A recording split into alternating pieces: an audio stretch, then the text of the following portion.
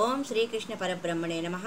భగవద్గీత 12వ అధ్యాయం భక్తి యోగంలో మనము సాకార ఉపాసనలో దేహాభిమానము ఉంటే మనము సగుణోపాసన నిర్గుణోపాసన సాధ్యం కాదు అనే విషయానికి ఉదాహరణగా మనం శిల్పి యొక్క కథను చెప్పుకున్నాం. అతడు తన ప్రాణము నిలబెట్టుకోవడానికి తన యొక్క ప్రతిభా పాఠవాలను ప్రదర్శించి తనలాగే 9 శిల్పాలను చేసుకొని యమధర్మరాజునే మోసం చేయాలి అనుకున్నాడు. చివరి క్షణంలో అతడు తన అహంకారాన్ని ప్రదర్శించినందువల్ల, దేహాభిమానం కలిగి ఉన్నందువల్ల తన ప్రాణాలను పోగొట్టుకోవడం జరిగింది. మరి ఈ నిర్గుణోపాసనకు మనము దేహాభిమానము వదిలిపెట్టాలి అంటే దానికి ఏం చేయాలి? దేహాభిమానము తొలగాలి అంటే ఏం చేయాలి అంటే నిష్కామ కర్మాచరణ చెయ్యాలి. కోరికలు లేకుండా లేదా చేసే పనిలో ఫలితాన్ని ఆశించకుండా కర్మలు చేస్తూ ఉండాలి. అలాగే భగవద్ అర్పణ బుద్ధితో, కర్తవ్యతా భావంతో నేను చేస్తున్నానని గాక ఇది నా కర్తవ్యం, భగవంతుడే నా చేతలా చేయిస్తున్నాడు అనే భావంతో కర్మలు చేయాలి. అలా చేస్తున్నప్పుడు నేను అనే అహంకారం తొలగిపోతుంది.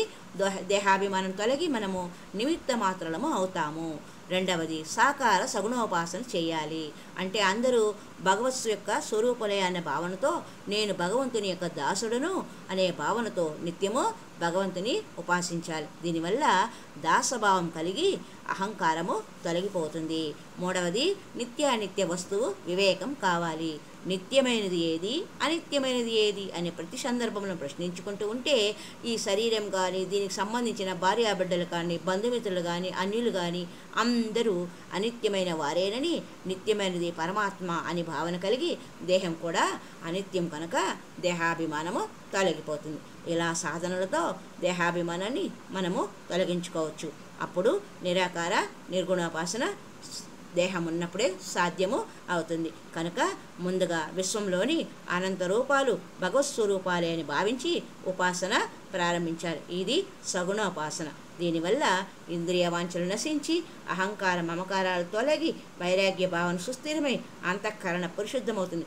అప్పుడు మనసు సూక్ష్మమై నిర్గుణ బ్రహ్మతత్వాన్ని ఉపాసించడం తేలికవుతుంది. ఇక సగుణోపాసన ఎలా చేయాలి? నిర్గుణోపాసన చాలా కష్టమని ముందే చెప్పుకున్నాము. కారణం దేహాభిమానం కూడా చెప్పుకున్నాము. దేహాభిమానాన్ని వదులుకోవటం అంత తేలిక కాదు. మరి దేహాభిమానం ఉన్నంత వరకు ఏం చేయాలి? సగుణోపాసనయే చేయాలి కదా. అది కూడా దేహాభిమానాన్ని తొలగించడానికి సహాయపడే విధంగా చేయాలి. ఎలా చేయాలి అనే విషయాన్ని భగవద్గీత 12వ అధ్యాయంలోని 6వ శ్లోకంలో మనము తెలుసుకుందాం. హరి ఓం తత్సత్.